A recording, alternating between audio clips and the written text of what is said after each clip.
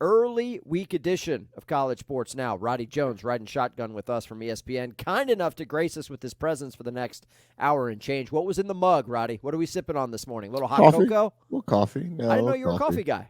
Welcome. Yeah, so my wife has done a lot of excellent, amazing things for me in my life. She has brought a lot of things that have benefited me.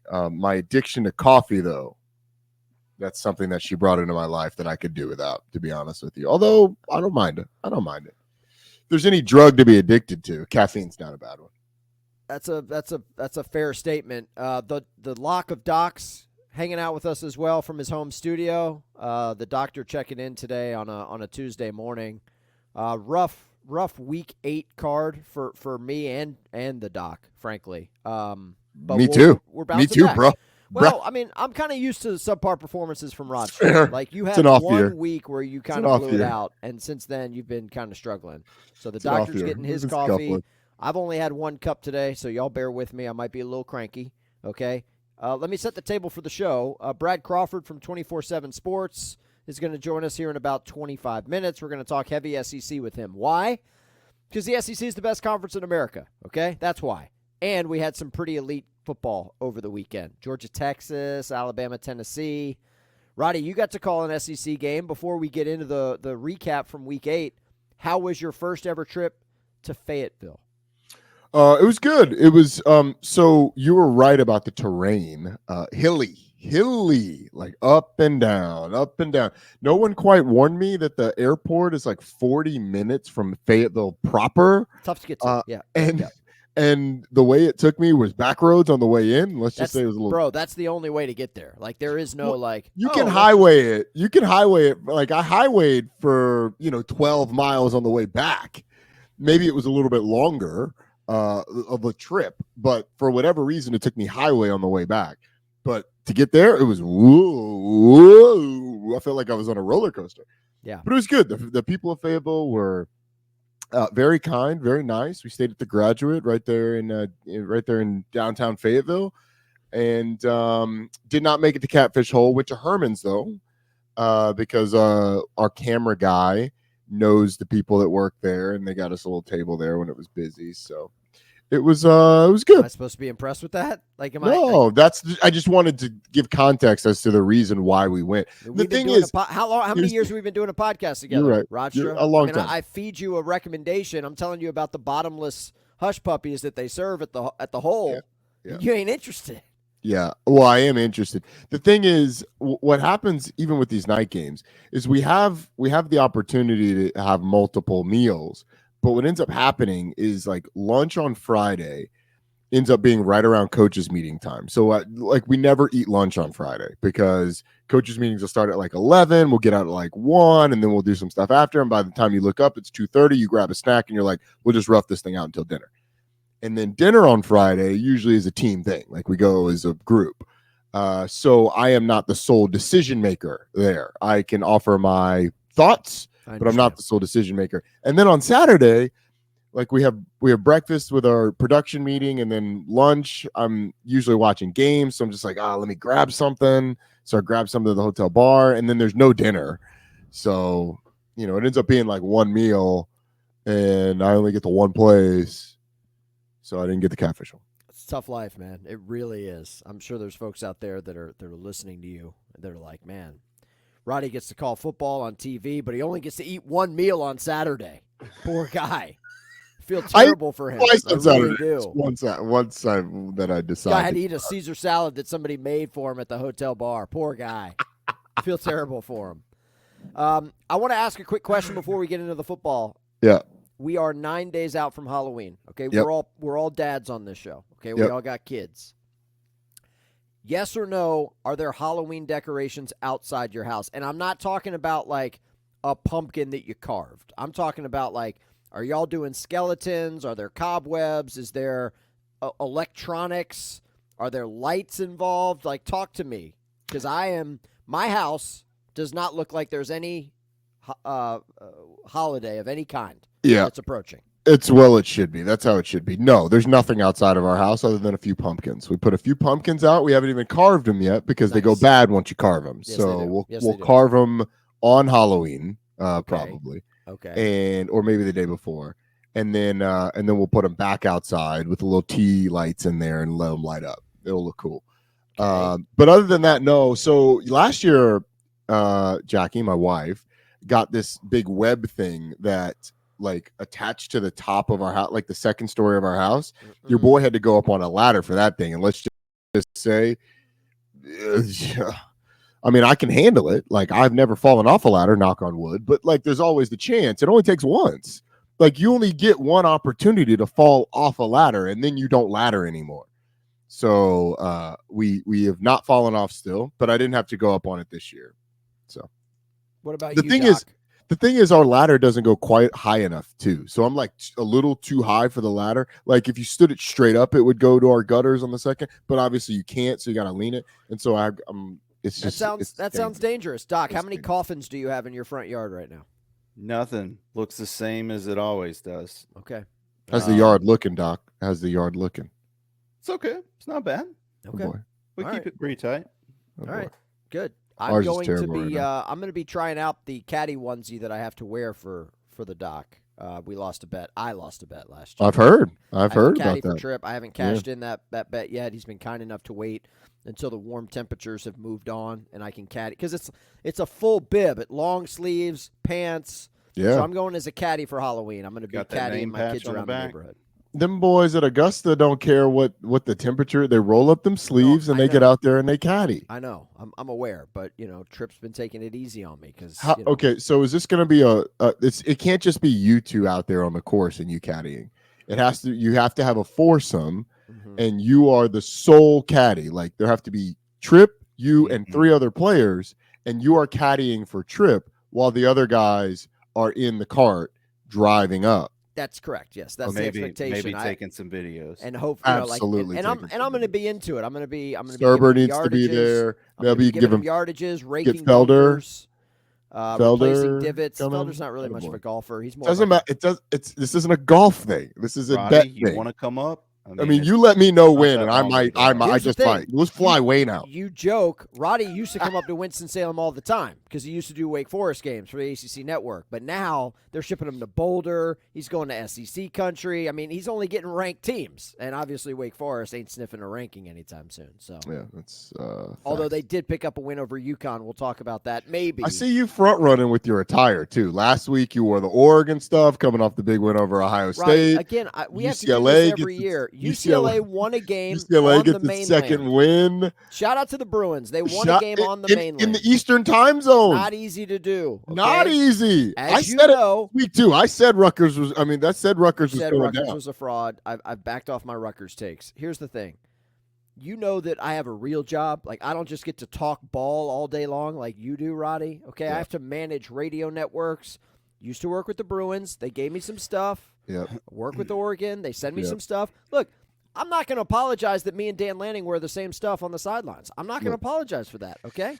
And you shouldn't apologize for just dropping, I've got a big boy job. Like, I do important things. I run radio networks. It's not that important. I don't run them. Trip and I together, we're a team. All right, look, it's basketball season. You're going to see the Doc in Gonzaga gear here soon. Yes, I will. If you're not wearing a Cooper Flag jersey in the next couple weeks, then we need to talk because you're doing it wrong. Pac-12 guy, the Doc is. It's Gonzaga. Shout out to the Pac-12. Oh, that's right. They are Pac-12 now. They are Pac-12. Not this year, but next year. All right, let's jump into some football talk. Brad Crawford's going to join us in about 20 minutes. Roddy, biggest takeaways from Week 8. Obviously, a ton of SEC stuff, but we had some other really good games. Iowa State escapes UCF. Illinois, Michigan, Miami, Louisville was a lot of fun. So where do you want to start? I've just some general takeaways at the top, and then we'll dive into it. You said the SEC was the best conference in the land, which is true. The Big 12 is the most fun, and we know that, but it was proven over the weekend. Like, the BYU escape was epic. Like, the poor tackling by Oklahoma State at the end of that game is biblical in its nature. Like, But BYU escapes, and they stay undefeated. Dude, I went to bed on this game. I thought this game was, I didn't try to go to bed. I kind of, your boy was laying in the bed watching the TV, and the next thing I know, I was waking up and the game was done. Bang! What? It's still on? Why is SportsCenter on? What happened?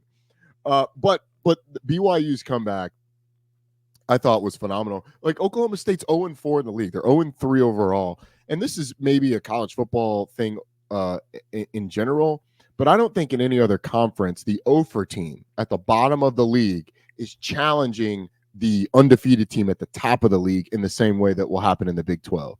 Like, Mississippi State ain't challenging nobody. Auburn might. Auburn challenges people, but Auburn probably, are they 0-4 in the league? I think they are. But they shouldn't be. Like, Auburn's much better than their record. You look in the Big Ten, like, Purdue ain't challenging people. UCLA got off the schneid, but Rutgers isn't at the top. They're not challenging Oregon. So that's what makes the Big 12 the most fun, is because I think in that conference it's much, much, much, much flatter. Like, Houston's already got a win in conference. Oklahoma State probably should have a couple, but Oklahoma State has a win. Oklahoma State challenges BYU. But Iowa State at the end of that game against UCF woke up. And Iowa State at the end of that game being able to put together that drive to go down and score, I thought was tremendous. And then Kansas State goes and dominates at West Virginia. So I think there's real questions in two conferences, the Big 12 and the SEC, that kind of, I don't want to say they mirror each other, because, like I said, I think the Big 12 is much flatter and the top of the Big 12 is not as good as the top of the SEC. But the question, who's the best team in the Big 12? Who's the best team in the SEC? Those are questions that we can go round and around and around on. And so it's a lot of fun. Yeah, I'm good with that. For me, I don't care that the SEC is going to get twice as many teams into the playoff as the Big 12. That's not why I think they're the best. Frankly, I don't really care who's the best. I just think that you're the one who threw it out, bro. Like, you threw it out. Well, you don't care, but you threw it out. I booked a guest that is SEC centric. I just wanted to clarify, from the top why that is. But yeah, you're right. Big 12, it's going to be awesome. And you touched on Farmageddon, last week, 2 weeks ago? Yeah. You've been banging the drum for that game. The final regular season game of the year, Kansas State, Iowa State. Let's go. So I want to recap the Big 12. Just for people, just as like a summation, and the ACC and the SEC. Look, can we do that real quick? Yeah, I just want to preface though, before you take shots, I will raise my hand and acknowledge that I was wrong about Colorado. I continue to be wrong about Colorado, and a lot of other people are as well. But I'm willing. I'm comfortable. I'm willing to accept when I was wrong. So yes, you may continue. So there's two undefeated teams at the top of the Big 12. They do not play each other. There are 4 one-loss teams in the Big 12. The two undefeated teams, BYU and Iowa State. The 3 one-loss teams, Kansas State, Texas Tech, Cincinnati, and Colorado. So if you want the too long didn't read of it all, BYU does not play any of those other teams the rest of the year. They don't play a single one of the teams that I just mentioned the rest of the year.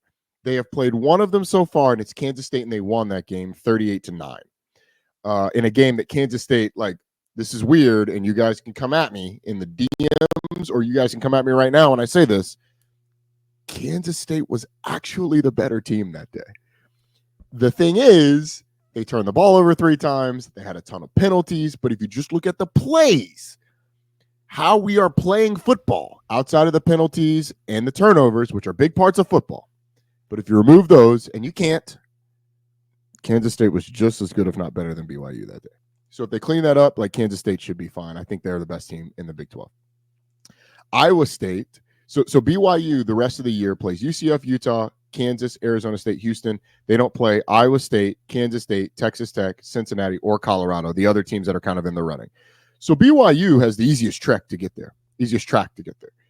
Iowa State plays Kansas State, Texas Tech, Cincinnati. Kansas State has already lost to BYU. They play Iowa State and Cincinnati. Texas Tech plays Iowa State and Colorado. Cincinnati plays Kansas State, and they've already beaten Texas Tech, and they play Colorado. And Colorado plays Texas Tech. They play Cincinnati this weekend, and they've already played Kansas State. So in summation, there's 6 teams that are really in the running. BYU doesn't play any of them the rest of the year. All of the rest of them play each other. So they could very well beat each other up, which someone else could sneak in. I'm just a little preview there of what's going on in the Big 12.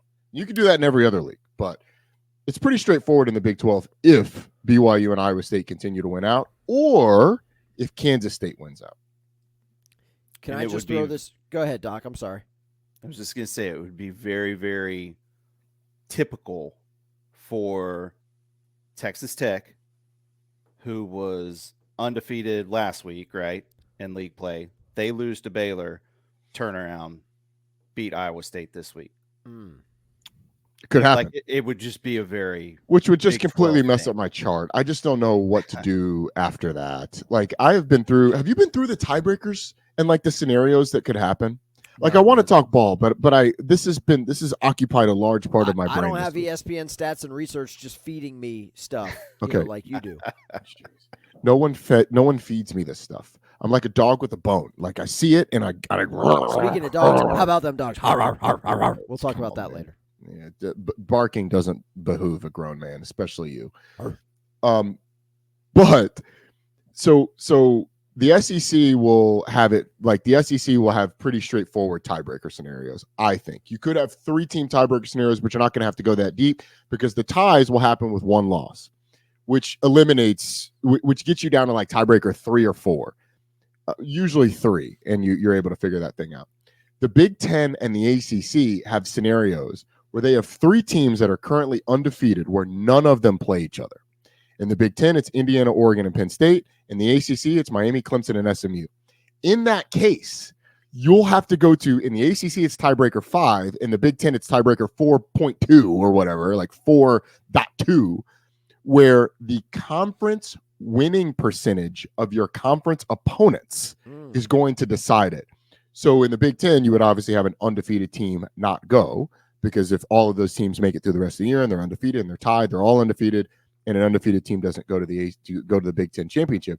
In the ACC, you could have 11-1 Clemson, 11-1 SMU, and 12-0 Miami. And based on the opponents that they've played, 12-0 Miami could get left out. Let's go of the ACC championship game. I'm just preparing people for it. I don't know that it's going to happen. Everybody's got to win out. There's a lot of football left to be played, but they ain't got beat yet. So a lot of football left to be played. I'm here for the chaos, man. And frankly, in this 12-team playoff, if an undefeated Miami doesn't go to Charlotte, I mean, yeah, they're missing out on the opportunity to earn the bye, Roddy, but they are punching their ticket to the CFP. But and you get a bye championship week. So and it's funny. I was having this conversation with somebody else. They were like, "Oh, in that scenario, the ACC gets 3 teams in," and I'm like, "Yeah, probably. You probably do." The Big Ten certainly would if you have 3 teams tied and they're all undefeated. They'd get 3 teams in, and they probably will anyway. But if Iowa State and BYU make it to the championship game undefeated, both of them teams are getting in. You're not having 2 undefeated teams play as an elimination game. Like, that's not going to happen. And so the Big Ten's getting 3 in. The ACC, probably 2, but possibly 3. The Big 12 is getting 3. My math isn't great, but 3 plus 3 is 6 plus 2 is 8. Group of 5 makes 9. Notre Dame makes 10. SEC 2. I mean, I'm just doing math here, throwing out scenarios. I understand. you're throwing out scenarios. Look, it is starting to get late in October. I'm okay with some 2 weeks from today. 2 weeks from today, college football playoff rankings come out. Oh, God. You're going to be tuned in? You're going to be watching CNN or ESPN? Who's in the studio for that? Is it? I know Reese is there. Is it Joey Galloway and like Jesse Palmer? Who's in the studio for the CFP stuff? I don't know. We know Herbie's at home, hanging out with his dog. You got, he's got the. It'll probably be shirt will be unbuttoned a little bit. If I had to guess, it'll be Greg and probably Joey in the studio with Reese. If I had to guess. Okay, well, but I don't know. You say the Big Ten's getting 3 in. They might be getting 4. I mean, they might. Illinois. I'm talking about Indiana. I'm not talking about Illinois. I'm talking about Illinois. Indiana. You seen that schedule? Like Indiana, at some point. Look, there are teams, Roddy. You mentioned BYU. You mentioned Iowa State. You mentioned SMU. I'm glad SMU's finally getting some love. There are teams that in a 4-team CFP world, it's like, they'll take their L's. But now we need to start thinking about Indiana, man. We already know about Oregon. We already know about Ohio State. We know about Penn State. Yeah. We need to wrap our head around Indiana in the playoff, man. So the reason, yes, I agree. But I think it would be at the expense of Ohio State probably in that scenario. Because Illinois and Ohio State play each other. And if you're Ohio State and you've got a loss to Oregon and a loss to Indiana, and then you're comparing that resume against the team that's only got one loss, let's say SMU, who's got a loss to BYU, but we would look at Ohio State's schedule, or we would look at Ohio State overall and say, look, great team, but the question would be, who is Ohio State's best win at that point? It'd be Penn State if they were to win out. But if Penn State wins out and you've got Indiana and Penn State having a win over Ohio State, Ohio State's out. Now, is that going to happen? Probably not. That's why I said the Big Ten's probably going to get 3 in, because Ohio State's got to play Penn State, Ohio State's got to play Indiana. And I'm not saying those are elimination games, but the thought is that Ohio State works back in. My scenario was the 3 teams that don't play each other all win out. That would mean 2 losses to Ohio State, 2 more losses to Ohio State. Probably not going to happen, but I shrug my shoulders. Like, I'm just throwing stuff out because it's fun. And yet, the most bizarre conference, it's not a tiebreaker scenario, but the most bizarre postseason scenario involving a conference is what's potentially going to play out in the American. Yeah, with Army Navy. Yep. Which is wild, because if you look at Army's schedule, Roddy, like, they've already played 5 conference games. Like, they've got 1 foot in the championship game already because they've won them all. Yeah. Like, dude. The American Athletic They played Championship. 6 conference games. They're 6-0. 6, yeah. With 2 left, and they might be hosting the conference championship game. Those 2 are Air Force. No, the Air Force is a non-con. North Texas and UTSA are their last 2 conference games. They're in. Probably. And then Navy. Who does Navy have left? Let's look at this. Navy hosts Notre Dame. They're not hosting. I'm talking about in conference. It's in New Jersey this weekend, but that is a big boy football game. So Navy's got Rice, South Florida, Tulane, and East Carolina, who just fired their coach. Tulane's a potential problem. Yeah. Look, Tulane's undefeated in the league too. Like, we shouldn't count out Tulane. But yeah, you're right about Army Navy. Like, that will be. It'll be something to follow. And look, those are the best 2 teams in that league right now. Tulane's good too. And it's not by a ton that they're the best. But those are the best 2 teams right now, and they've got the best 2 quarterbacks in that conference. Although the Mensah kid at Tulane has done a good job. All right, ball talk. We'll save the SEC talk for Brad. But outside of the SEC, we talked about the Big 12. Like, SMU looked phenomenal. Michigan could end up 6-6. Have you looked at the rest of the Michigan schedule? It could be worse, honestly. Like, they are flirting with 5-7. Yeah. So Michigan just got beat by Illinois. They've got Michigan State this weekend, and if you gotta have it, you have to have it. Yeah. You cannot lose to little brother. Yes. Especially at home. You can't do it. Then you get Oregon. That's an L. L. Then you get Indiana. Loss. L. You get Northwestern. Probably a dub. And then you get Ohio State. L. The question for Michigan is, what do you do when you're going to Shreveport for the Independence Bowl and you have no quarterback? Wow. What? No, look, I don't think that's a Big Ten tie-in, frankly. You're right. Just to clarify, but still, right. Yeah, I mean, that's What's rough, the Big Ten equivalent? That's rough. I don't think Michigan fans are freaking out, although if you wanted to paint the argument that Sharon Moore hot seat, like, I don't. No, I'm not painting the Sharon Moore hot seat thing, but this is a team that was 15-0 and won a national championship last year, and I get all of the things that happened with Jim Harbaugh leaving late, going to quarterback. There is some severe misjudgment that has happened with this team that is going to lead them to being barely a bowl team. That is mismanagement by the head coach. If you thought you had a quarterback on that roster, then I got questions on whether or not you can lead this place, because you should have been able to evaluate in the spring, bro, we ain't got a quarterback. We got to get somebody in this thing. Well, they didn't have a quarterback, Roddy. They had 3. Turns out they had 3. Well, it turns out they had none. Because none of these guys, like, you've resorted to Jack Tuttle. No offense to Jack Tuttle. I think he's a marvelous young man. I'm sure he is. But and he'll be known as a Michigan man. But he stinks at quarterback. Okay. The plumber's a nice guy too. Like, I don't want him taking snaps against Illinois. Right. why isn't the defense as good as we thought it was going to be? Now Will Johnson's banged up. Will he come back? Why isn't that offensive line? You've wasted a year of Colston Loveland. Yeah. What is happening at Michigan? Donovan Edwards, like, why are we still doing that Donovan Edwards thing? Why is he on the cover of EA Sports College Football 25? I said that at the time, and nobody wanted to acknowledge the fact that, like, hey, man, why is he on the cover? He had a good game in the national championship game, but he didn't really do anything other than that. He's the number 2 back. He's a changeup. And I'm not, like, again, Donovan Edwards, nice guy. But, like, when we're talking NIL, like, if true name, image, like based on what you have done, I guess he's a name, but his image is one of the national championship game performance. It's not much other than that. Wow. By the way, just Michigan fans, at Roddy Jones 20 on Twitter. Yeah, look, Michigan fans, if you disagree with anything I just said, then you need to be checked. Find your boy. It's basketball season in Ann Arbor and hockey. They're getting excited for all that stuff. They're going to be good at basketball. Let's hit pause on the Big Ten stuff. I want to go to SEC country. All right. Our man Brad Crawford from 24/7 Sports, kind enough to join us. Brad, good morning. Thank you for taking the time, brother.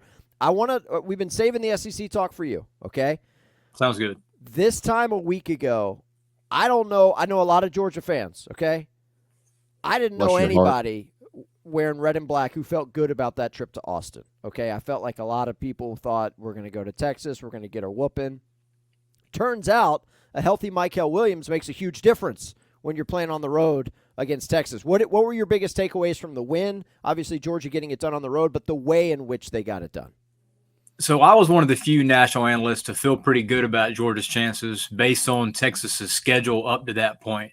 The best win was on the road against a really bad Michigan team. And they hadn't played anybody in the SEC yet that was, quality, elite defenders up front. And we saw really Texas's 2 tackles, left tackle and right tackle, get exposed by Jalen Walker off the edge, Michael Williams, several sacks. Quinn Ewers didn't play his usual decent game against a good opponent. And Texas got exposed a little bit. I don't think anybody's pressing the panic button in Austin, though. Is still one of the best teams in the country, certainly deserving of a top 5 ranking right now. But I also think that Kirby Smart took things a little personal. After the Bama loss, we stopped talking about Georgia for a couple of weeks, and now we're mentioning the Bulldogs again as, one of the national championship front runners. So I will say this, though. If Carson Beck doesn't get it together, Georgia's not winning now championship. He did not play well against Texas. 3 picks, no touchdowns. And even admitted after the game that I had an off night. Well, he's had several of those this season. Yeah, Brad, that's I want to follow up real quick on the Carson Beck, Roddy, before you get in here, because for me, it was nice to see ETN show up. Okay, welcome to the party, right? That's why you brought him in from Florida. I still don't think Georgia's got elite pass catchers anywhere. Agreed. Recruiting ranking wise, yes, they've got talented guys, but he doesn't have. I know people are tired of hearing about this, but Brock Bowers, Ladd McConkey, those guys caught everything on 3rd down last year, and they're playing on Sundays. I don't know who his go-to guy is. Oscar Delp's a pretty good player, but he doesn't get targets. They don't have a George Pickens out there. And to be honest with you, wide receiver is the one spot during Kirby Smart's 10-year stretch here in Athens where they have not recruited all too well based on, top 5 classes he signed, several number 1 classes. So I agree, man, that Georgia needs some ballers at the position. And you lose Brock Bowers, he kind of covered up some issues you have at wide receiver, being so productive at tight end. And now if ETN doesn't have a 100-yard game, then Georgia has some issues. But I also think too that Mike Bobo, there's no big play potential right now at Georgia. And like I said, if Carson Beck doesn't get it together, then they're probably maybe a semifinal team, and that's it. Yeah, I agree. But you mentioned Texas. The edge rushers for Georgia certainly got after him. McKelvin Banks is the number 1 tackle for the draft next year. Texas's left tackle, at least right now. Will Campbell might jump him after his performance against Landon Jackson in Fayetteville. But Brad, when you look at Texas, why did they have the off night? Because Quinn Ewers wasn't good. Arch Manning came in, looked like a deer in headlights too. The defense was good, but the offense seemed like they were that the Georgia defense was better schemed. Yeah. Free rushers all over the place. Couldn't figure out who was coming, who wasn't. I thought Glenn Schumann did a great job of mixing things up defensively. but it felt like Sark kind of got out schemed in that one. When you look at the totality from the Texas side, can you put your finger on why the off night, and how much of an off night was it, or was this just them getting exposed? I think a lot of the Texas offense, man, is based on some horizontal stuff, DeJounte Cook and Silas Bolden, Matthew Golden, some of those guys, and they rely on, making that first cornerback miss at line of scrimmage and getting 10, 12 yards downfield. Georgia does not miss too many tackles. They've had one of the best defenses in college football year in, year out the last several seasons. And Georgia was able to match Texas's speed on the defensive side with Texas playmakers. In the first 6 games of the season, Texas pretty much out-athleted every opponent they played. They did it much of last season in the Big 12. When you start playing some of these upper echelon SEC teams, though, the Dawgs on defense are just as good as your best players on the outside, your weapons offensively. So I don't know if Texas got exposed. It was just, Georgia was able to match them and even exceed their physicality. And a Texas offensive line that I thought was pretty good coming into the game. I mean, it's a different animal when you got to face Jalen Walker, a North Carolina guy, by the way. I don't know how he got out of this state, but that's a huge get for Georgia. Yeah, Georgia's been thriving on North Carolina recruits over the years, so that's nothing new for that's nothing new for the folks in this state. I am curious. In the summer, I heard a lot of talk of like, hey, yes, Georgia's going to visit Austin, but that's not going to be the only time we see these two teams meet. We might see it twice. We might see it 3 times. Yeah. If you're handicapping the race to Atlanta on December 7th, SEC championship game, do you think we get a Georgia-Texas rematch? I think it's a high possibility, but I'm actually looking at LSU, Texas A&M. The winner of that game might have locked in a spot in Atlanta. I mean, those are the only 2 unbeaten SEC teams in conference play left. They play Saturday night at Kyle Field. And LSU still have to play Bama, but, man, Bama is weak right now. The last 3 games has not looked like the Bama of old. But I do think Georgia and Texas right now are sort of in that A tier. LSU, A&M are just behind them. And then you have, a log jam of possible 9 or 10 win teams behind there. But, man, I projected 4 SEC teams in the playoff in August. Right now, it's looking like 3, in my opinion. Yeah, well, I mean, look, in all of this for any SEC fan, you have to realize that it's not just what happens in the SEC. Correct. It's also what happens in these other conferences, and there's enough unbeatens or 1 losses in these other conferences where the SEC should be concerned about only getting 3 in, especially if the Big 10, the Big 12 teams don't lose and the ACC teams don't lose, and in the Big 10, Ohio State's going to be fine. So you gotta kind of look and do the math, and then Notre Dame's the other. What if the last at-large spot comes down to Notre Dame and A&M, both at 10-2? Notre Dame's in because they have the head-to-head win. So Notre Dame's a team that I think many of us thought would probably lose 3 games, but now it looks like the Fighting Irish could be 11-1. Well, I mean, Roddy's alma mater had a shot on Saturday, but, they could have helped out the SEC. Had a shot? Bro, did you watch that game? We Yes, have no shot. Our quarterback was hurt. No. Like, did you see the way that line moved when Haynes King was announced that he was not going to play? They went from 8 or 9.5 to 20. Yeah. We had no shot. You're going to miss this week, too. That's tough for the Yellow Jackets, man. Real tough. Yes, it is. Thank you, Brad. It hurts a little bit. Let's talk about what's going to happen in Kyle Field. I saw LSU in person over the weekend. Edge pressure, they do a tremendous job there. But the thing is, and I think the key to this whole LSU thing, to this whole LSU team, Garrett Nussmeier does not get touched. Yeah. That offensive line is the Secret Service. They've given up 2 sacks all year, and it was the sky was falling when Garrett Nussmeier was sacked twice. But the dude doesn't get touched. They got weapons on the outside. How does A&M disrupt this LSU offense? Because if they don't, I think it could be a long night. And surprisingly, LSU actually has a run game now with freshman Caden Durham.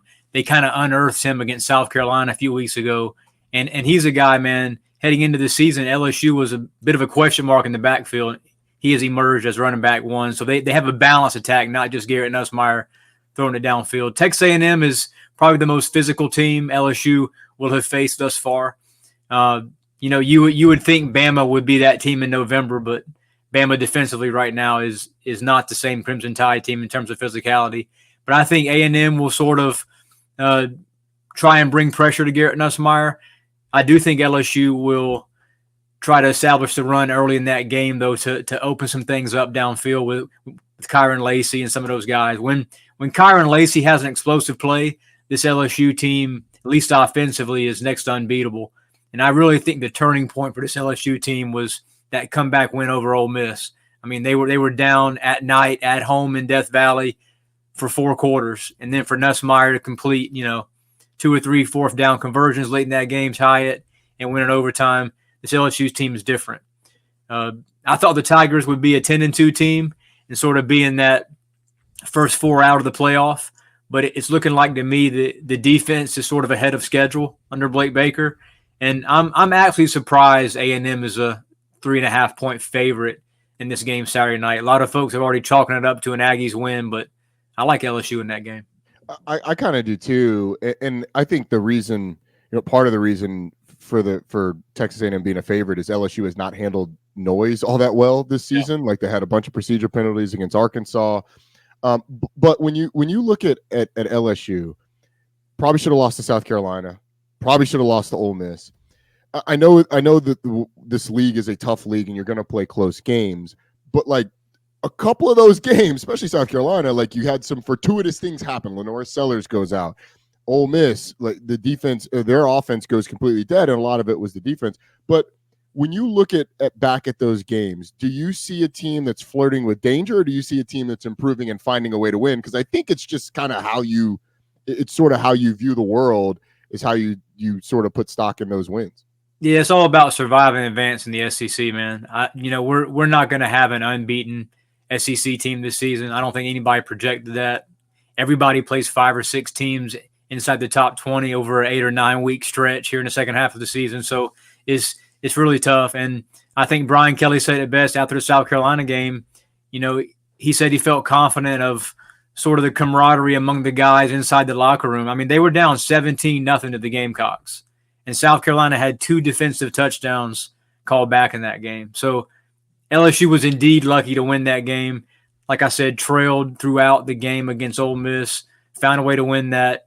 And then really one of the most impressive wins was going on the road to Arkansas 2 weeks after Arkansas beat Tennessee to hand the Vols their first loss of the season. So I was actually surprised that, the margin of victory for LSU in that game, 24 points on the road at Arkansas, that's a pretty good SEC win, man. But, and they didn't score in the red zone, which is like the alarming thing for everybody else. They kicked field goals to get to that margin. This will be their best win of the year if they can beat A&M.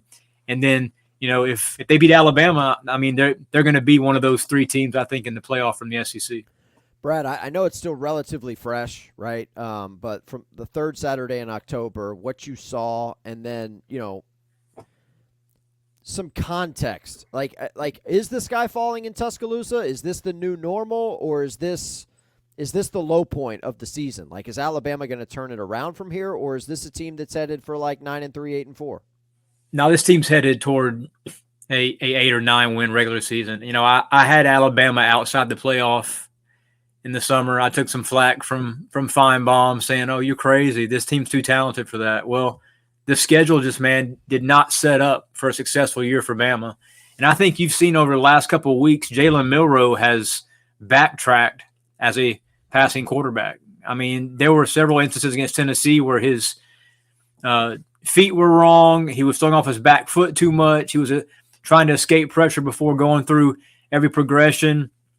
There have been some rumblings this week. I've been told that they're going to try and get Ty Simpson some reps now because they know Jalen Milroe is just not the future of this Kalen DeBoer offense. He's not a pass-first guy.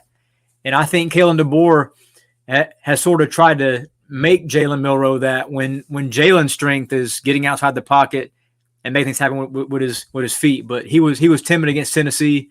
Of course, a good pass rush will do that. And then on the other side, despite Tennessee beating Bama, I don't have the Vols in the playoff either because I don't see an elite team. Defensively, they're one of the better teams in the SEC, one of the best teams in the country. But Nico right now is playing like a first-year starter. He's struggling. Dylan Sampson, by the way, I don't know how he's not in the Heisman conversation. 17 touchdowns, and he has carried this Tennessee offense when a lot of us thought Nico would be the guy in that conversation. Yeah. The other team, I think the Bama thing is fascinating because, like, how does this end for Jalen Milroe if they go to Ty Simpson? No, for real. I think he will be Michigan or Florida State's starting quarterback next year. Ooh, buddy. Ooh, the Noles. It's a great call. They need one. Oklahoma. Reports are Jackson Arnold's going to get the start this week against Ole Miss. They are playing quarterback roulette, it feels like. They fire their offensive coordinator, Seth Luttrell. Joe John Finley takes over. Is this just what we should have expected from Oklahoma? I know they've had a ton of injuries at receiver, but it didn't feel like it should be this bad. Like, it feels worse than it should, right? We knew Oklahoma's offensive line was going to be a major, major issue all season. Losing 4 starters, losing Caden Green to Missouri in the transfer portal. He was their top returning guy coming back. Oklahoma's wideout room is just decimated by injury. They don't have a run game to speak of. 34 games into Brent Venables' tenure, it's not looking good, man. Like he's somebody who's going to be on the SEC's hottest seat in 2025 if Oklahoma goes 6-6 this year. I don't even have Oklahoma making a bowl game right now based on that loss to South Carolina. That was a game that I thought they should have had at home, and they just failed to show. But I think it's schematic issues. I think Brent Venables pulled the plug on Jackson Arnold way too early this season. I mean, they had some close wins early against, Tulane and a few others, but Jackson Arnold wasn't playing all that bad. He had some mistakes, but I don't think Michael Hawkins was ready for the bright lights.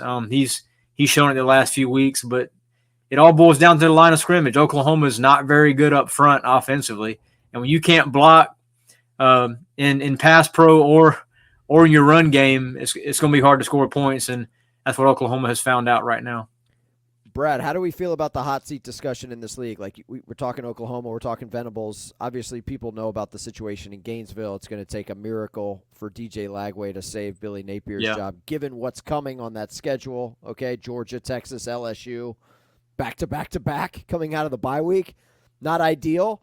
How many job openings are there going to be in this league once we hit, December? I think there's going to be 2. I do think Arkansas and Florida are going to hire new coaches. And don't be surprised if you hear some rumblings about Hugh Freeze. I mean, this is a disaster right now at Auburn. He knew he needed a quarterback this spring, did not go hard after Caden Salter, his former quarterback at Liberty, after Caden visited campus on the Plains and decided to stay at Liberty. And then Hugh Freeze said on the record, we feel confident in the couple quarterbacks we have. And, man, they've been turnover machines. Auburn can't hold second-half leads. That's a sign of coaching. That's not always on the players, man. That's a coaching issue. Right now, Auburn's 2025 class is what's giving boosters hope there at Auburn for Hugh Freeze. But he's a guy in 2025 like Venables that I think will be on the SEC's hottest seat. But I do think Billy Napier's eulogy was probably written in the preseason. We sort of knew that this wasn't going to be a great year for the Gators. Although right now, they're sort of above water at I think 4-3 overall, have a couple good wins. Did pound Kentucky and UCF. That was 2 must-wins for Napier. And then Sam Pittman kind of bought some time with that win over Tennessee, but I don't think any of the money in Arkansas wants to see Pittman for another season. Yeah, especially if it goes wrong for them this week against Mississippi State on the road, which it shouldn't, but that line is not as big as it should be. Right. They're a 7-point favorite. Last one for me, the Vanderbilt situation. Like, Vanderbilt has a chance to be bowl eligible this week. They got Texas, so it's a steep hill to climb, but they got Auburn next week, which means they will probably be bowl eligible the first week in November, and then South Carolina after that. And look, you look at the rest of the schedule, LSU, Tennessee. LSU is better than them, but is Tennessee? It's a rivalry game. We'll see. Like, how surprised? What are you most surprised about with Vanderbilt, I guess? I'm most surprised that Diego Pavia has had the success he's had. I thought he was a pretty good transfer portal acquisition, but they had so many coaching changes at Vanderbilt. I didn't know how that was going to work in terms of meshing with the rest of the team. But, I mean, man, he has stepped up as one of the SEC's top leaders this season. I actually had Vanderbilt 6th this week in my SEC power rankings. Is that the highest they've ever been for you? In like 12 years of doing this, man. Like, I've never had Vandy in that, first half of the SEC, but I've been impressed. I do think they got a great shot at knocking off South Carolina in a couple of weeks. I think they got a shot at splitting LSU, Tennessee. I mean, Vanderbilt's probably going to win 7 games this season and potentially 8 in the bowl and finish ranked. I credit Vanderbilt's administration for not firing Clark Lee after last fall. I mean, you start 2-24 in SEC play, you're gone at every other program except Vanderbilt.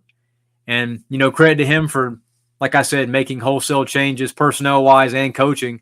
And they've done a great job, man. But they still lost to Georgia State. So there's still some Vanderbilt in Vanderbilt. Hey, look, you don't just stroll in the Turner Field. Center, okay? No, Credit Center Park Central Nowhere Stadium is what it's called. Yeah. It's tough down there. All right, Brad, before I let you go, I want to talk pickleball, man. I was messaging with you late last week. I love it, You're man. a pickleball guy. Now, Roddy is an up-and-comer on the pickleball scene, okay? He's just playing against, Metro Atlanta goons that don't know who Roddy Jones is. Like, they're finding out in real time. Yeah, let me tell you a very humbling pickleball story. And Roddy's an ex-athlete. I'm sure he can attest to this, but So I won the South Carolina State Championship at the 3-5 level, which is like intermediate, all right? It's pretty good. And then I played in Chapel Hill last week at the 4-0 level, a slight step up, and I went 0-5. I lost to a 19-year-old first round. I got blitzed by somebody my age a second round. I mean, you playing singles? Singles, man. Yeah, I haven't gotten into the singles game yet. I'm a singles player, but every approach to the net, I was getting past forehand, backhand. It was ugly, and I thought I was ready, but humble pie tasted sweet, I guess. Brad, if you're winning a state anything at 3-5, you are well above my skill level. So what does that mean? Be there soon, man. What does that mean? Like, educate so me on that. A pickleball beginner starts out at 2-0. A pro is 5.0 plus. So 3-5, you're somewhere in the middle of being really good versus average. And 4-0 level, different animal, man. You will beat most people at a 3-5 that walk onto a court. Yep. But the difference between a 3-5 and a 4-0 it's significant. Night and day. Yep. Yeah. So Roddy, where are you?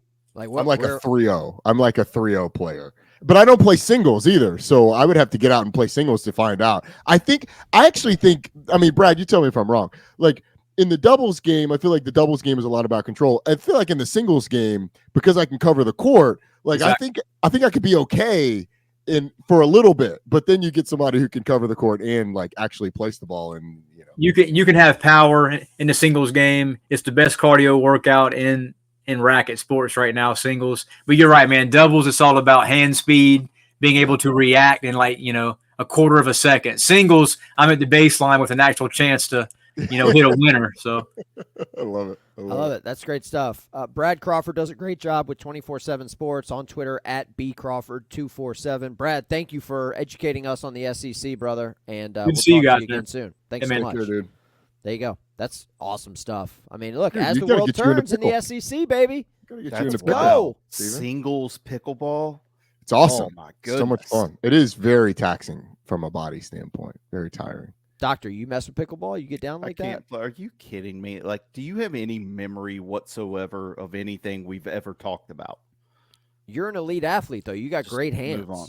I love doubles pickleball. I'm not a singles. Attaboy. Okay. I'm gonna run to the restroom real quick. I am about to pee my pants, so I'm gonna do that. All right. While you take a bathroom break, turn your camera off because I ain't trying to see I don't know. I'm also I'm sweating, so I'm gonna change into a shirt too. Golly, dude. What? It's hot. Just handle your business, cold. man. No, I'm hot. Handle your business. Are you gonna stock dock it? I'm gonna listen. While Rodstradamus handles his personal hygiene. Is he still gonna be able to hear? Doc, why don't you hit me with the weeknight? I will be able to hear. I'll be able to hear you. I'm turning just up the handle your volume. business, man. You're it's like when I'm talking to my wife and all of a sudden I hear the toilet flush. I'm like, are you really? You're disrespecting our phone call? You can't wait. You can't talk to your wife while she's on the toilet? I don't want to be. I do, but I don't know that I am until I hear it going off in the background. But what's you guys have been married for how long? And you didn't pee that quick, did you? No, I didn't. But I heard Steven talk because I think this is a big thing. Because I've heard a lot of people that won't be in the in the bathroom while their significant other is using the restroom. And Steven's like, man, I don't need to be hearing you flush the toilet. Like, what's the matter with it? You guys been married for how long? I do it all the time. Been together for a long time. Now, it's not that she can't. Listen, we are very open about a lot of things. I'm not pooping with my wife in the bathroom. Sorry. Not sorry. That one's tough. I mean, I'll do it, but I don't like. It's not my preferred. Speaking of the restroom, because pooping is like an experience. Like I need to be. Thank you. This is my zen space. Yes, I need to be able to relax. I need to be able to let go a little bit because obviously I'm evacuating my bowels. Will you please go to the restroom so we can continue the show? All right, I'm listening though. If you say anything crazy, I'm coming back. Just handle it, man. Lock Doctor Week 9 stock report. Hit me with it, man. Because we were talking before the show, you feel like you're undefeated in the stock tips this year, and I'm like, I don't know if that's really true. Well, what's giving you pause there? What? Well, I mean, look, Tennessee here's stock. The worst thing I've said. Tennessee stock's doing pretty well right now.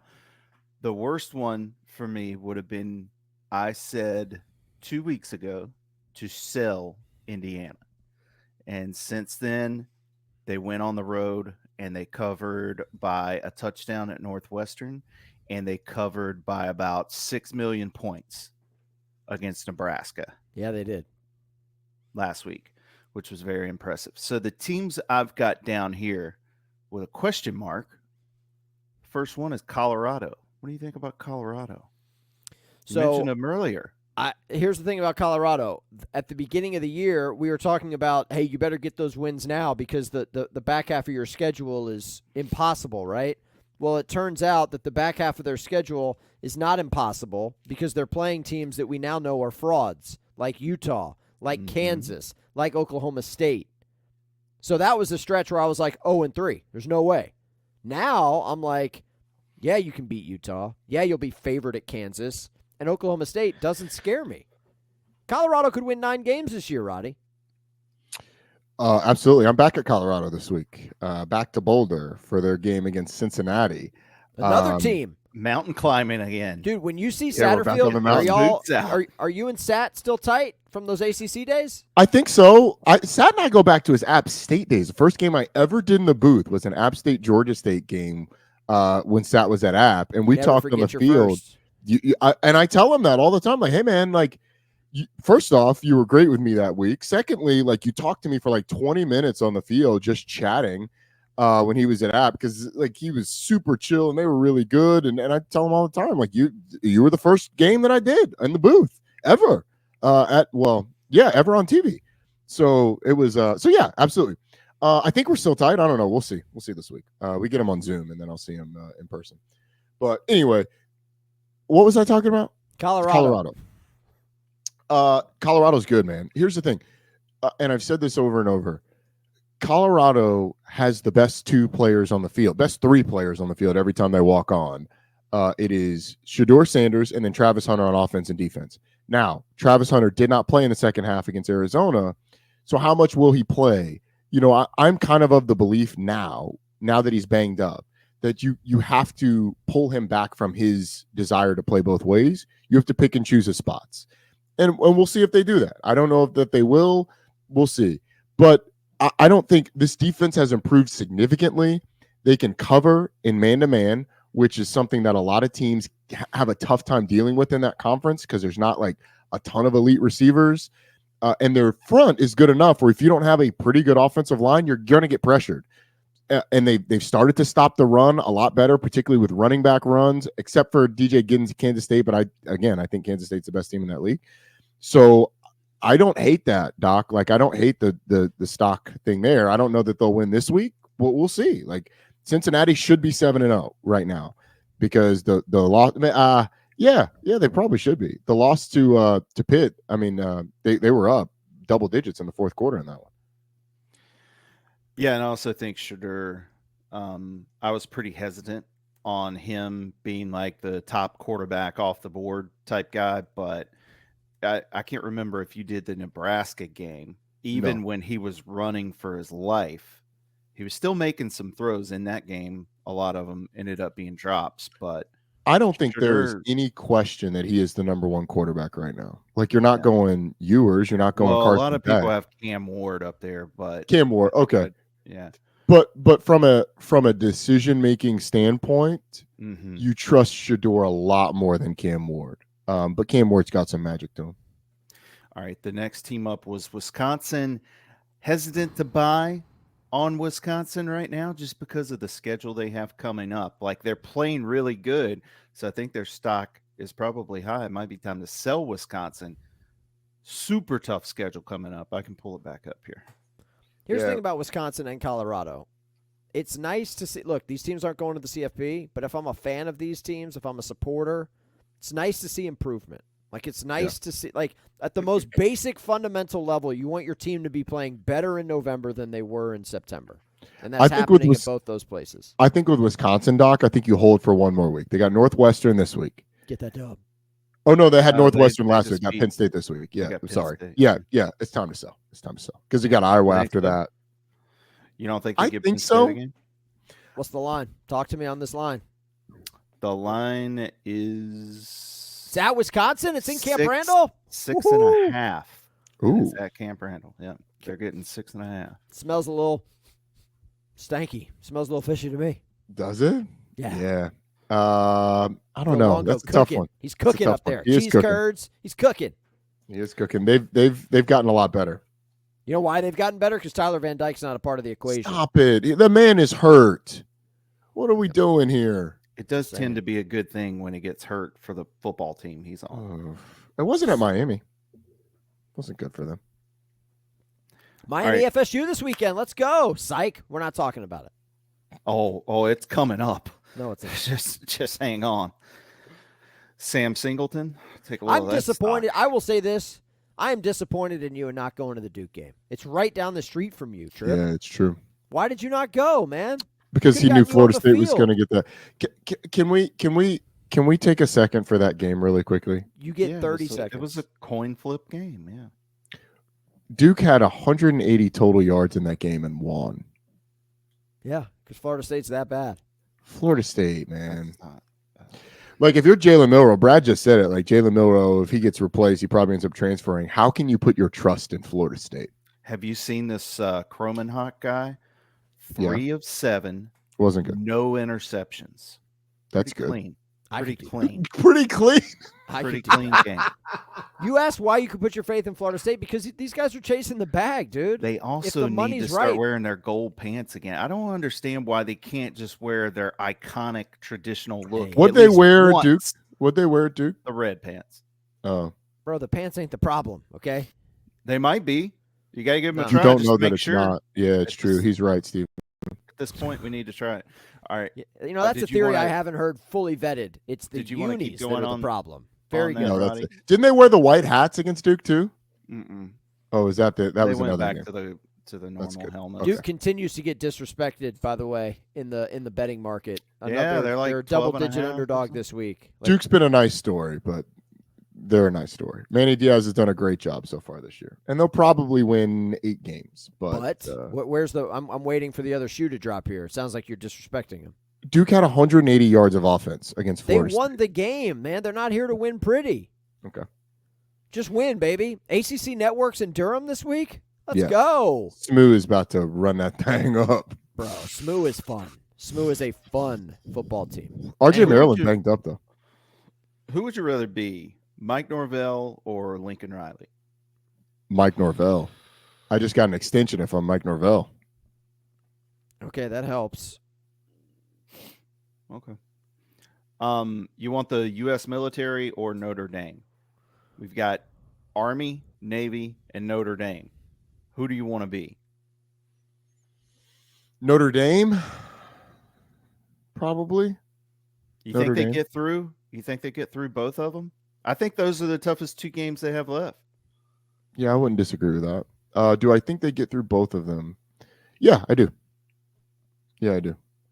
Is 10-2 Notre Dame enough, Roddy? I mean, we said this in September. I don't think they are. No, yeah, Brad was pretty confident in that because of head-to-head, but I'm not so sure if like Texas A&M at 10-2 and Notre Dame at 10-2. I think head-to-head would matter in that, but head-to-head only comes into play if the teams are comparable. If you're Notre Dame and you've got a loss to, let's say, Navy or Army and Northern Illinois, and A&M's rolling in there with a loss to Notre Dame and LSU. Like, come on. Yeah. What are we doing here? Yeah. What are we doing here? I agree. But I understand the head-to-head, but like also don't lose to Northern Illinois at home. That's fair. And if I'm Ward Manuel, the commissioner, the chairman of the committee, and Reese goes, well, I thought head-to-head was supposed to matter. My answer would be don't lose to Northern Illinois at home. Yeah. Or you just stare dead in the camera and just say Northern Illinois. Northern Illinois. Tough. There's my point. All right, last one. UNLV, Boise State, or Washington State?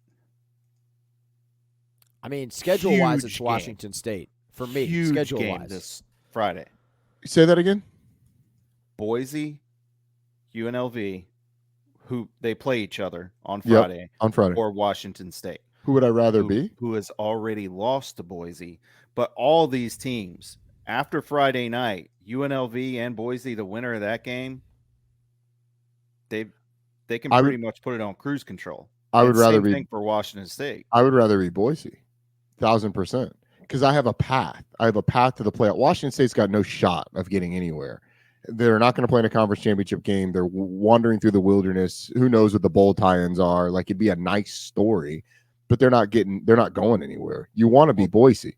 You've got the best player in the country, and you have a path to the playoff. How do you hold a one-loss Pac-2 championship team?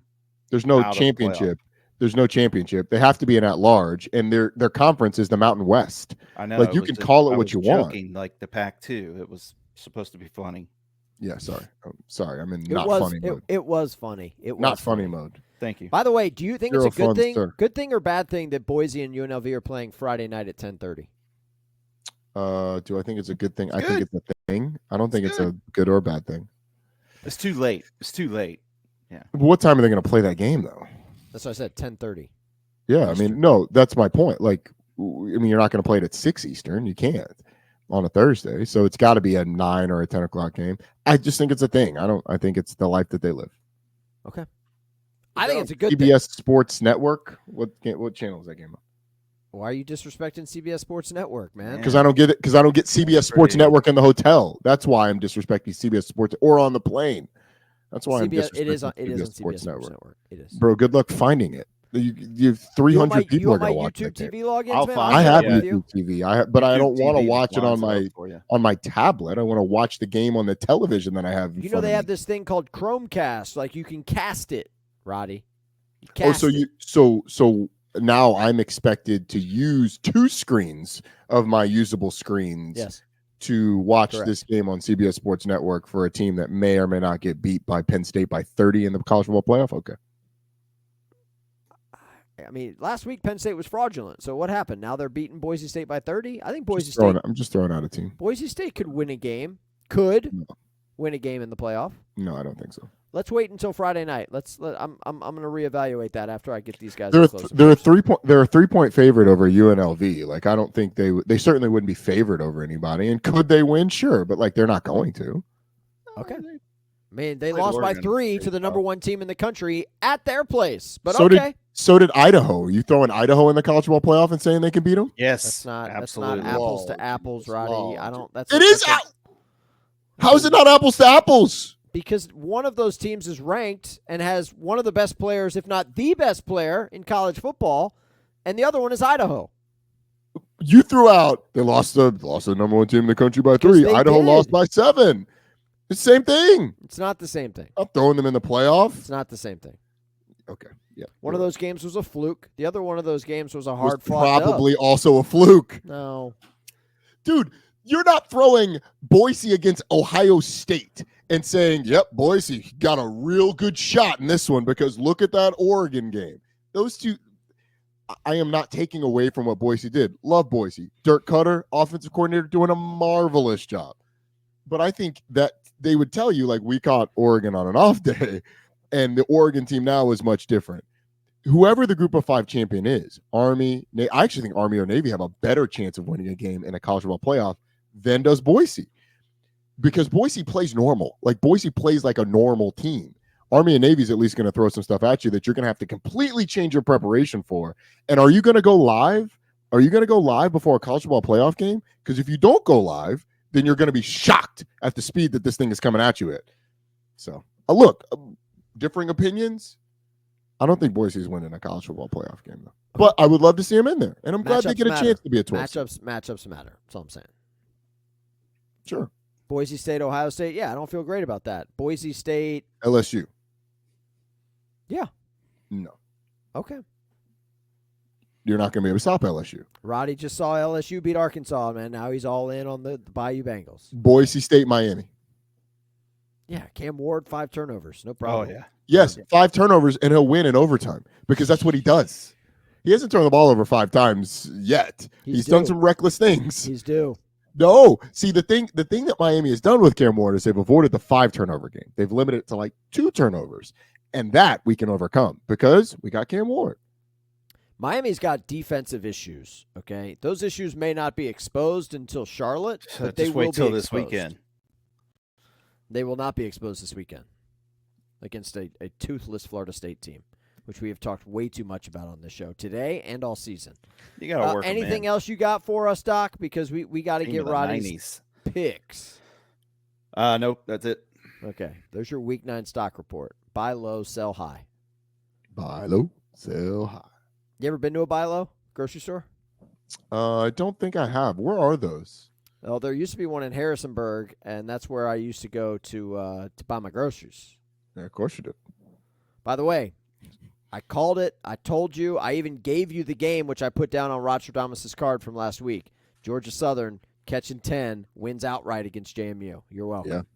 Yeah. Georgia Southern, by the way, they got 2 losses. Boise and Ole Miss. Yeah. Pretty good football team down there in Statesboro. Pretty good football team. Pretty good. Boise Sorry about sucks, your dudes. though. Sorry about It's fine, your dudes. man. I didn't say Boise sucks. I said they can't win a college football playoff game. That's all I said.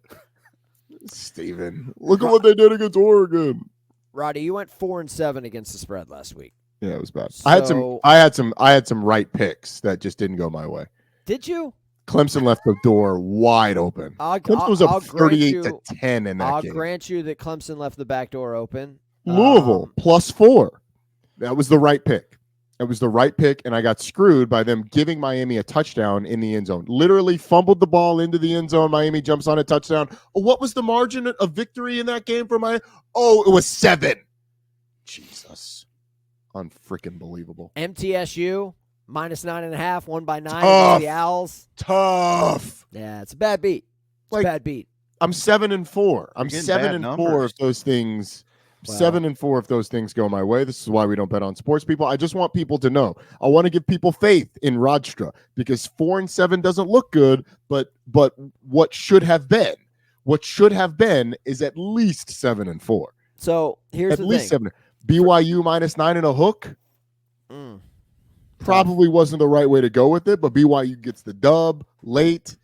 Like, I just want people to have faith. BC. If you take out the first quarter, BC played Virginia Tech like they're neck and neck. But they turned the ball over 3 times in the first quarter, and boom, we're done. Tugboat tooting, just tooting on down the tracks. I like tooting. Tugboats aren't on tracks. For the season, you are 42-50, 8 games below 500. So we're trying to avoid you were 2 games below 500 last year. Like, we need this thing to turn around, and we need it to turn around right now. Oh, it's going to turn around because I'm seeing it clearly. The thing is, I've been bit by a couple of things that I shouldn't have been bit by. Yeah, like Conference USA on Tuesday night. Maybe we steer clear of that. I don't know. I might go straight to Wednesday. Liberty -25 and a hook at Fifth Third Bank Stadium. You gonna go to this game? It's in your backyard. You should Absolutely not. No way, dude. We got stuff to do. I got better things to do than Fifth Third Bank on a Wednesday. Excuse me. Tough. Yeah, it's tough. Did you watch those games? Steven. Okay, a couple things that we need to wrap up here. 2 weeks ago, Steven got after me about kick times, and I don't remember the exact conversation, but I went back and listened to what I said on the pod, and I was completely right about what was going to happen with these kick times. So, Steven, I would very much deserve, and I'm looking forward to the apology that you were going to give me for texting me that you were right when I was actually right. Check the tape. So I apologize that a contractor for ESPN/Disney knows more about their kick times and their production schedules than I do, just a lowly podcaster. Now, that being said, I did have the inside track on the Georgia-Texas kick time this past weekend. I tweeted it out to my followers. That game didn't kick until 3:49 Eastern time. 7:49 Eastern time. 7:49 Eastern time, which is, I mean, you're being lied to, people. That's basically my point. That's my takeaway from all of this. If you see a kick time, add 20 minutes to it. That's when the game actually starts. You're welcome. So if you see a kick time for the early kicks, the noon kicks, the noon kick on ESPN, you can add 10 to 12 minutes to that because game day goes long and then they have a short open and then they go. So usually that game will kick between 12:08 and 12:12. Kick times at noon on all the other ESPN networks, you're going to kick around 12:01, 12:02. Short opens, boom, there you go. 3:30 windows are where you get hairy because those games can go long. So typically they'll build in like 10-minute opens for those. If the game's in early, then studio takes you up to 30. They'll have like a 5-minute open, take a commercial break, come back. You'll see the sideline reporter do something, and then they'll kick. Those 3:30 kicks will be somewhere around 3:40-ish. If the game goes long, then you'll probably get like a 3:45 kick. Same with the 7 o'clock games. 7 o'clock ESPN, that game's got a 10-minute open to it with a 5-minute slide. So it's going to kick between 7:10 and 7:15. The 7:30 kick is different because the 7:30 ABC kick will have a 15-minute open built in. They will have a 15-minute window where they can slide that thing because the 3:30 ABC game is not going to get cut. And so they will slide that thing. They usually you have like a 5-minute slide built in where you can do it. They probably have a 10 or 15-minute slide where they can build in. Coaches hate it. Is what it is, bro. And so sometimes you will get a 7:40, 7:50 kick for a 7:30 game on ABC. Okay, so let's extrapolate this. Your game kicks at 10:15 Eastern. Okay, yep. Colorado hosting Cincinnati. That game will kick at probably 10:25. We will not. I actually think you'll kick at 10:15 because the game before you is Florida State Miami, which is going to be over early. We won't kick at that time. We'll have a 10-minute open, 5 or 10-minute open. We will kick at 7:20. We are on air at 10:15, and we will kick at like 7:20, 7:25. Get Knowles Canes off my screen. It's 33-2. I don't want to watch this anymore. Yeah, that might go to overtime. Yeah, exactly. Miami's laying 21. It's not enough. Okay? It's probably not enough. You probably want to get Miami quick. You probably want to get those guys It's like now. the scene in Step Brothers when John C. Reilly's playing Guitar Hero, and he's like, Dad, what if I'm hungry? And he's like, I left you $20 for pizza. And he's like, what if I want wings? It's not enough. Not enough. Miami minus 21. It's not enough. And it's not enough because they haven't beat us in a decade. I don't know. That changes. Is that true? Miami Florida State game? That's not true. That Miami Florida State game. Fake news. Yeah, it's definitely not a decade because the Willie Taggart era happened. I'm looking right now. It's been 3 in a row. 3 years. 3-10. Right. You know, just we're splitting hairs here. Feels like a decade. Doesn't actually feel like that. All right, we make it. Have I got any picks yet? No. Hit me with some picks. All right. I will take Liberty over Kennesaw State minus the 25 and a hook. If Liberty wins by 25, you need to step away from Conference USA football for the rest of the year. Okay. Give me Georgia Southern over Old Dirty on the road on a Thursday night. Now, hang on a second. There's something I need to tell you about this. It's homecoming in Norfolk. Okay. So? Have you it's on seen a Thursday. Have you seen the helmets that Old Dominion is wearing? No, I haven't. Oh my God! Does this change my opinion? Listen, yes, because they're incredible. Somebody, maybe I'll put this out on like the CSN Twitter. The Old Dominion helmets homecoming for the Georgia Southern game. I mean, these are retro racetrack logo. No, it's 2023. Beautiful. They're gorgeous. I don't see a. All of these are from 2023. No, they're like white with the powder blue. They got the the powder blue and the ODU. script. Okay, I see it. Yeah. Woo! Oh, that is pretty. Yeah, those are they're legit. gorgeous. They are gorgeous. I like the pick though. I do like Georgia. That's Thursday night. Thursday. That used to be your game, Rodster. You used to be Thursday night Sunbelt King. No, yeah.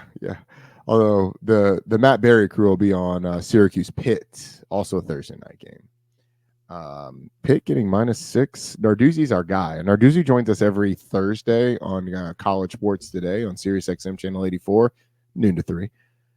He joins us every Thursday because he's superstitious and they haven't lost yet. So he's joining us today. I kind of like Syracuse in that game. I'm just saying. Kind of like the Cuse. Kind of like the Cuse. I agree. Pitt doesn't. Is that an official Rodster pick or is that just a lean? Let's go with it. Let's go Syracuse plus the points. So he's breaking his ritual because they play on Thursday. So he's not going to join you on Thursday. It's his Thursday today. So that's the justification. This is what happens, though. You have something going, and it's working for everybody, all involved, and then you move it up to Tuesday, and then you lose to Kyle McCord because he throws for 500 yards. I mean, the thing is, Syracuse is good enough on the perimeter where I think they can take advantage of some Pitt defensive stuff. And also, the last time Pitt played, who did they play on that low-scoring game? Can't remember who they played last. Cal. They had like 100 yards of offense. It was terrible. Eli Holstein was not good in that game. By the way, Cal, man. You're just shaking your heads. You're collectively shaking your heads. I mean, they're snake bit. They're 0 for the ACC. And they should be undefeated in the ACC. I don't know if I'd go that far. Dude, go down the list of games. Okay, go down the list of games. Hold on, let me find Cal. And no, you know what? I'll just pull up the schedule and go down the list of games for Cal. Cal against Florida State. It's a loss. But DJU this year. Every time they got in a red zone, they had a penalty, and then they've got no field goal kicking. Miami, they blow a 35-10 lead in that game and lose. Tough. Look at Pitt, field goal kicking. Look at NC State, field goal kicking stuff. And Jade Knott's not playing either. I mean, let's acknowledge that Cal's best offensive player isn't participating. That is correct, but they have wasted a pretty darn good defense and a ton of luck in the turn, or not luck, a ton of created turnovers. Like, they lead the conference in turnover margin and are 0-4 in conference. They've gained the second most turnovers in the conference, and they can't win a game because the offense is putrid. Look, I know we joke all the time about West Coast football, but Roddy, what you just said has been what Cal's been doing in the Pac-12 for the last 5, 6, 7 years under Justin Wilcox. They at least won some games. They would win some games, yeah, but they haven't won any. State. Hey, we're burying the lead here. CJ Bailey's a dude for getting it done. Okay. CJ Bailey's a good player. All right, let's. We got 3 We got 3 on the hopper so far. Yeah, I think I'm going to stay away from Friday. I don't have a great feel for any of these games. If I were to go somewhere, it'd be UNLV plus the 3, but I don't feel great about that. So I'm going to walk away from Friday. Although Rutgers plus 14 and a hook probably feels a little better. Although that's a 11 p.m. body clock time game on a short week. Is 3-4, people. God almighty, the bottom has fallen out in L.A. Good thing. Hey, good thing the Dodgers are in the World Series. There you go. Because if not, there would be like pitchforks and people marching on Lincoln Riley's house and all that stuff. Yeah. All right, give me Georgia Tech plus the points up at Virginia Tech. What's going on with Haynes King, man? I don't think he's going to play, but I don't know that for a fact. I don't know. How long? I don't know. What does he have? Shoulder? I believe it to be a shoulder, but that's only. I have not asked anybody at Georgia Tech. Hey, man. Look, I'm not a doctor, but why not just get that thing shot and let's go? Like, let's rally. I believe it's his throwing shoulder, so I don't think that it has to work too. You can't just shoot up a shoulder and be like, yeah, he'll be fine when it's the one you have to throw with. If he played any other position, he'd be fine. But yeah, I still like Georgia Tech. Like Virginia Tech, that game last week for Virginia Tech I thought was very telling because they win 42-21 against Boston College, but they were up 28-0. Boston College scores 21, and then it's 14-0 in the fourth quarter. I like Virginia Tech, but I don't like them that much over Georgia Tech. I think those two teams I think Georgia Tech's a little bit better team. And so even without Haynes King, I think they still give Virginia Tech a game because they're not going to if they don't turn the ball over like Boston College did. Boston College just gave that game away. Okay. I don't love Zach Byron though, man. Like that he's not good. He's not Haynes good. King. He's not good. Last time Georgia Tech went into Blacksburg with a backup quarterback, they walked out with a dub. Okay. And Jordan Matthews, was that kid's name? Rushed for like 2 bills. That was in the Paul Johnson era, but so we're going in the way back machine here. Okay, very good. It's a deep cut. All right, let's keep it rolling. Oh man. Ooh, give me North Carolina plus the points against Virginia. South's oldest rivalry. I think this is a bad pick, Roddy. I'll be honest. You think the other side's the pick? I don't know how you can put any faith in the North Carolina team. I know they're coming off the bye, but God almighty. I think they'll be able to cover. Okay. Virginia, I like Virginia. Actually, Virginia kind of needs this one if they're going to make a bowl game. And I think they know that. Yeah, let's flip it. I feel like we're recruiting here. We're trying to flip a commit. You are. No, I am. I'm already lean. I'm a lean going against my judgment. I'll go Virginia minus the 5. It feels better on this side too. I like Tony Elliott. Rooting for 4. Tony Elliott. You only got to cover 4. Yeah, let's cover 4 then. No. Again, let's cover 4. Tripping his lines that he just pulls out of thin air. The Trip line is 5. I'm not pulling it out of thin anything. I'm just getting it off a site where you can now gamble and put as much money as you want on Virginia to cover 4. Well, the line is 5. So, I mean, again, somebody has to make the rules. We can't line shop for all these games. That would take forever. That'd be difficult. So the line is 5. Are we still going? Yeah, we're going. I'll go UCF plus the points against BYU. UCF has lost 4 in a row. Yes, they have. And they're coming off of a pretty backbreaking. Ooh. Hang on. This game's in Orlando? Yes. I see BYU minus 2. That's what I see as well. You want UCF plus 2? Yes, sir. Roddy. He's got him winning out, right? Layup. I don't see this, man. I don't see this. Why don't you see it? BYU's been flying pretty close to the sun. Yeah, they're going to be very close to the sun in Orlando. It's hot down there. I don't like this pick, man. The wings are going to melt at some point. UCF's not going to go over forever. UCF's been knocking on the door. Man. They should have beat Iowa State last week. You could make a very good argument they should have beat Cincinnati 2 weeks ago. This is a team that has been knocking on the door. Okay. And I think BYU gets burned this week. Okay. This is the Big 12, man. You're not going to simply stroll through undefeated, despite my scenarios earlier. All right. Vegas knows something. -2. Don't Vegas hate it. knows something. Don't hate it. Vegas knows something. Let's keep going down the line. I'll take Minnesota minus the points against Maryland at home. Minnesota minus 4 and a hook. Yeah, I like that. You've always liked to row the boat. I hate the Big Ten West. There I know it's gone. No divisions, Roddy. I know it's gone. No, it's still there. Like there's a clear divide where you can see that's Big Ten West. This is not. I'll take Oklahoma State plus the points on the road at Baylor. Man, we are in the bin. We're not in the bin. We're making picks, bro. We're picking games. State. I know, but of all the games, like this ain't the one. What do you mean it's not the one? Any game's as good as any other game. We're looking for dubs State here. plus 6.5 against a Baylor team that just put up like 9,000 points on the road against a previously unbeaten conference team. Sure. Makes sense. Checks out. What do you mean? Of course it makes sense.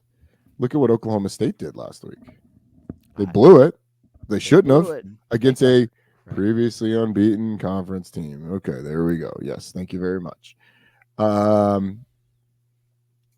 Let's go to some big games. I'll go Texas minus the points against Vandy. It's too many. It's too many. I don't think it is. It is. Diego Pavia as a double-digit underdog is perfect on the season. Perfect. Oh, is he really? He is perfect. He hasn't won all those games, but they covered against Missouri. He is perfect. They beat Bama. They also they sleptwalked through Ball State. No, Texas going to be mad. Texas, I'll take Texas. I'll take Texas minus the points. Okay. Hang on a sec. Just real quick. Pause. Yep. What if Vanderbilt does it again? Put him in the college football playoff. Okay. All right. Yeah. Very good. We have to ask. Right? They're not going to do it again. You say that. They're not going to do it again. There's no way. That there is a way. It's called Diego Pavia. If Vanderbilt does it again, I'll come on this show and sing the Vanderbilt fight song next week. Will you eat dog poop out of a cup? Absolutely not. No, I would never even. What about you, Doc? Can we do something better? No, I'm not going to do that. But we all can have do dogs. more than just sing. That's fine. We can Let's do something that hurts a little more. No, I'm not saying Vanderbilt's not going to make a bowl game. I'm saying they're not going to beat Texas. If Vanderbilt beats Texas, you have to come on the show next week and you have to sing a country western song that one would hear if they were walking down Broadway in Nashville. And why not just Tripp the fight and I will huddle up. Maybe it's Chris Stapleton. Maybe it's Lainey Wilson. I don't know. You guys. I'll sing Tennessee Whiskey if Vanderbilt beats Tennessee. That's a tough one, man. Because Chris Stapleton, that dude's really got a register. He's got a vocal register. Bro, T-Pain crushed it. T-Pain killed it. I don't fall for that, man. Come on. He don't killed fall it. For that. T-Pain dunked all over that song. Might have been better. Some people are saying. Diego Pavia greater than whatever Texas is rolling out at quarterback. Some people are saying. True. That is factually false. We're going to find out at 4:15 Eastern on the SEC Network. Texas is going to win and they're going to cover. If Vanderbilt covers, I don't have to do anything. If Vanderbilt wins, I sing Tennessee Whiskey. Okay, done. Mark it down. Jeez, unbelievable. I actually don't like the Florida State Miami line because I think this thing could go. I think this thing could go one of two ways. I do. Don't do this. Don't do this. I'm not going to pick it. How does FSU pull this off? How do we do it? Well, Florida State's not going to win because you have to score points in order to do that.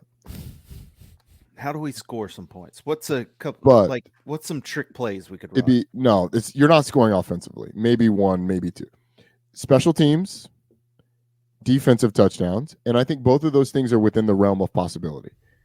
Oh yeah. The other thing is Florida State has the best defender on either team in this game.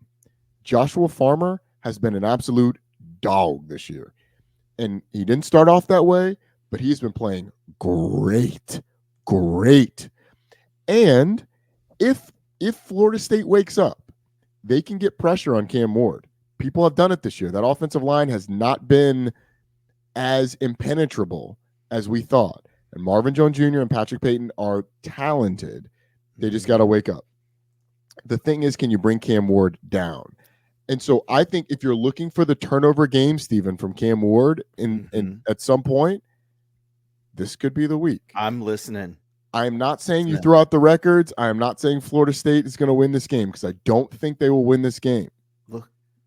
But if it's a 7-point game in the third quarter. Oh, my God. There's no way. I like where we're going. I absolutely could see it being 14-7 in the third quarter. Look at the other thing is, you can look at multiple games for the University of Miami where they have not started well. Right. And this is a rivalry game. This is Florida State's freaking Super Bowl. I mean, Farmer, Jones, Pat Payton, they start heating Cam Ward up.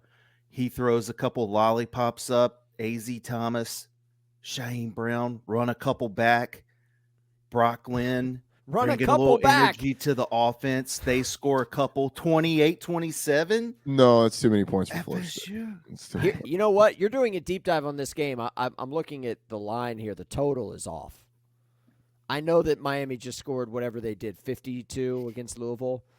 The under is the play here. There's no Florida State they're not sniffing 20 points in this game. There's no way. We end up on 20. I think Florida State hasn't broken 20 since the game in Dublin. Yeah, Florida State hasn't scored more than 16 points on American soil this year. That's incredible. Say that out loud. Say that again one more time for the people in the back. Florida State has not scored more than 16 points on American 16 soil. Points. Yeah. That's 2 touchdowns. After America turned their back on us last year, I mean, what do you expect? Yeah, no, I think the CFP absolutely broke Florida State. There's no doubt. Yeah, I'm just saying, like, the committee did this. Maybe I think what you're saying is there's a path. What's the play here, Rodstra? Because I got to put something down on paper. Is this a pass? I'm passing, but I'm just letting you know. All of that for a pass. Okay, well, I wanted to break it down for you. I've seen Florida State. I think Miami. But I'm not putting any skin in the game. That's not funny. I'm not laughing. That was the best 5 minutes of the show. It's not funny to me. To you. Ooh, a little fun bout. Arkansas State and Troy. Let's go to the big games. I'll go Penn State minus the points over Wisconsin. And LSU plus the points over Texas A&M. Penn State's minus 6.5 at Wisconsin. And you said A&M or LSU? LSU plus the points over A&M. Kansas State minus the points over Kansas. Yeah, that's a fishy line. And give me SMU minus the points over Duke. Can I be honest? Can I be completely transparent with you, Roddy? Yes. I don't like 90% of the picks that you put out there. That's fine. So this is going to be a boom or bust week for you. Because look, if this goes south for you, you're double-digit games below 500, and it may very well go south. Where would you have gone?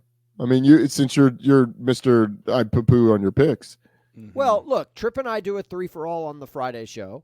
I have a 2-game lead on the doctor here. The joke is that the lock has been picked. Okay, it's unlocked. For the first time in 2 years in a game you created, you finally have a lead. The joke is that the lock has been broken somehow. It needs to be repaired. Look, I'm seeing a couple of games. I mean, it's only Tuesday. Memphis, Nebraska. I thought about Memphis. I don't know about Nebraska. I don't know Ole Miss.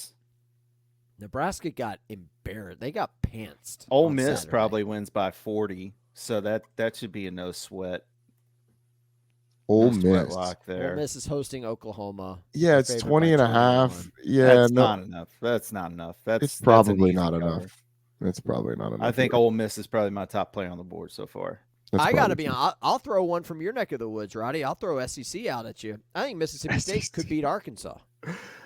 I don't think that to be a factual statement, but they're 7-point underdogs. They've been playing really good football lately. Coming out of the bye week, Van Buren's been playing better than Taylon Green. They've been playing better football. Better football. I mean, they're 0-4 in the SEC. The bar's pretty low, fella. Exactly. But I'm just saying, watch out. Yeah, I guess I'll watch out. I think Arkansas is pretty good. So, interesting line in Bloomington, Indiana, only laying 6.5 at home against Washington. That's because their quarterback stinks a little. Curtis Rourke's out. So. Yeah, and also Washington, I think they hold people under their season. I can't remember. They're so physical though. I can't remember anymore. Indiana's gonna just beat the brakes off of them dudes physically. But maybe the Curtis Rourke thing, maybe it's a thing. I just don't know how to gauge it. 6.5 stinks. What if Vanderbilt beats Texas? I think that's Stop a conversation. Saying that. I think that's a conversation you should have on the national level, Roddy. What if I win the lottery?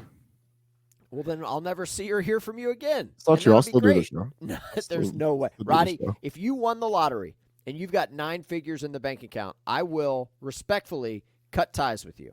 No. Because you don't need to be on this show anymore. I would do it pro bono. The laws, no. Forget about that. I'm just saying, you need to be on a lake somewhere. You need to be riding jet skis. I'll do it from the lake. Maybe from the jet ski, but I'd still do the show. No, I would cut ties with you, respectfully. You would not. Yes, I would. Maybe you could just buy CSN and sponsored by Roddy. College Sports Now presented by Roddy Jones. Roddy Jones. Yeah, hell yeah. Let's do it. And whatever your favorite jet ski brand is. Yeah. Is that where you'd go? Would you go to the lake, the mountains, or the beach? Lake. I would go to the lake. We'd get a nice little lake house. What if it was a lake house in the mountains? No. I don't want to be. I don't need to be in the mountains, man. Like, I don't need that. I could fly to the mountains. What's the lake where like Saban's got a house and everybody's got a house? It's in Georgia. What lake is it? Lake Oconee. You going to Lake Oconee? Probably not. I'd probably go more like Hartwell or like Kiwi up near Clemson. A little bit more, a little bit less people, I think. I don't know. I've never been out to Oconee. It's just way out there, man. Out 20. It's too close to Athens. Yeah, but you run Athens. That's your town. No, okay? no, I don't. Rip those hedges I haven't out been to with Athens bare in hands. forever. I haven't done a game at the University of Georgia since. They don't want to see you again, Roddy. That's why. They don't want to see that guy. They don't want to see that killer. I've not been to Athens since I went up to check an installation when I was selling carpet. They don't want to see you up there again, man. They don't want that smoke. They did that once. They don't want to do that again. They don't want to see the guy who had 13 totes for 214. Okay, they don't want that. Rashad Jones still has nightmares. No, he doesn't. Rashad Jones may have 9 figures in the bank. I have like a quarter of that in the bank. Rashad Jones. What's a quarter of 9? 9. It's like two and some change. Yeah, 2 and some change figures in the bank sounds about right. Roddy Jones has $80 in the bank. Let's check that bank account. It might not be. You might not be far from the truth. Dude, I think that we got to get you back up to Athens. We got to make that happen. That way ESPN can do their fancy little package. Last time Roddy was here. Let's go back in time. Last time I was there, Georgia Tech beat Georgia in 2014 with Harrison Butker kick. What a kick! At least you waited for your play-by-play guy to stop talking. At least you didn't yell over him. Yeah, it wasn't good. I did that. I did do that at the end of overtime when DJ White picked the ball off. Yes, you did. That was back when we claimed Harrison Butker. We don't really claim him that much anymore. Good point. Back out. By the way, you know who was in studio for that? You were. Boy. Had a boy. Your boy. It's a long time ago. A lifetime ago. Back when I had a lot less gray hairs than I do now. Folks, that's the show. A lot less kids, too. Well, that's the show. He's done with his picks. Is that? Are you done with your picks? I think we wrapped. Oh, okay. Sorry. You throw Ole Miss in there. Throw Ole Miss in there. Throw Ole Miss in there. No, don't do that. Ole Miss. The lock docs give me a layup. Lock docs. I overlooked that one. If you take your 2 1/4 of whatever non-figures you've got and put it all on Ole Miss, you might not need to be doing it next week. Then I'll have 3 figures. That seems like reckless financial advice. Thank you to Brad Crawford from 24/7 Sports for joining us at BCrawford247. Roddy, you going hiking again on Saturday? Is that the plan? Yeah, we'll probably end up on one of the mountains out there. You talk about the mountains. We'll go hiking again out in Boulder. Well, you know what you can do when you're out there hiking? You can listen to the Blitz. It's free on Varsity app. Download it. I'll probably go in the morning. Like I'm trying to hit it in the morning. Well, morning Mountain Time, that syncs up pretty well with noon Eastern kicks, of which we will have like all morning, like 6:30 in the morning Eastern time. That seems dangerous because that's when the Bears are out there. Too early to be free soloing. What are you talking about? Bears, people out lions. There's a lot of listen when you're climbing. Are bears hibernating now? No. You are not at the top of the food chain when you're walking around Boulder, Colorado. Yo, if I'm standing there and you're watching and you see a bear walk up to me, you better fear for the bear. I'm telling you, like I done wrestled a bear. That's not true. Wrestled an alligator. Okay. Tussle with a bear. We should have wrapped up the show. That's not messed up a bee. Messed up Steven's hair. I got a lot of it, man. I think I'm gonna let it go too. I'm gonna let it go. No haircuts.